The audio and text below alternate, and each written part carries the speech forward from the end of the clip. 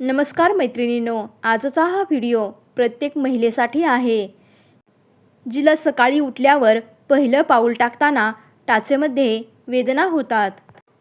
तुम्हीही अनुभव घेतला आहे का? पहिलं पाऊल टाकलं आणि अचानक तीव्र वेदना झाली.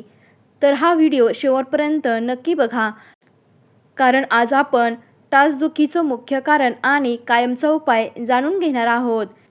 आजकाल प्रत्येक दुसऱ्या महिलेला टाचदुखी होत आहे.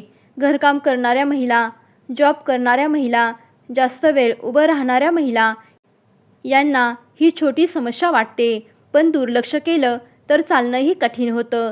तुम्ही दिवसभर सगळ्यांची काळजी घेता, पण स्वतःच्या पायाची काळजी घेत नाही. ही टाचदुखी का होते माहीत आहे का?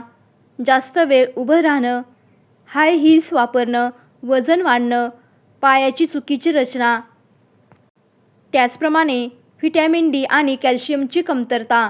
यामुळे ही एक अशी समस्या आहे ज्यात सकाळी उठल्यावर खूप वेदना होतात. सकाळी पहिलं पाऊल टाकताना दुखणं, चालताना वाढणारी वेदना, टाचेला सूज, पाय कडक वाटणं. जर हे होत असेल तर अजिबात दुर्लक्ष करू नका. तर या टाचदुखीवरती काही घरगुती उपाय आहेत, ते आपण पाहूया. ही टाचदुखी कमी होण्यासाठी बर्फाने शेक द्या. कमीत कमी 10 मिनिटे बर्फाने शेका. दिवसभरातून 3-4 वेळा किंवा 10-15 मिनिटे बर्फाने टाचेला शेक दिल्याने वेदना आणि सूज कमी होते. त्याचप्रमाणे कोमट पाण्याने शेक द्या.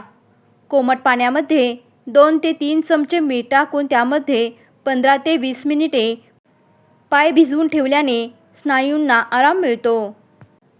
मोहरीचे तेल किंवा एरंडेल तेल कोमट करून टाचेला मालिश केल्याने रक्तपुरवठा सुधारतो आणि वेदना कमी होतात.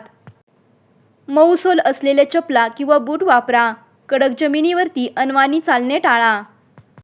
सकाळी उठल्यावर किंवा बराच वेळ बसून राहिल्यानंतर टाचेचे स्नायू ताणण्याचे व्यायाम करावेत, म्हणजेच पायाची बोटे स्वतःकडे ओढणे यासारखे व्यायाम करावेत.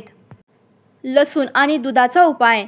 दुधामध्ये लसूण, लवंग आणि दालचिनी टाकून गरम करून प्यायल्याने टाचदुखी, विशेषतः वातविकार दूर होण्यास मदत होते.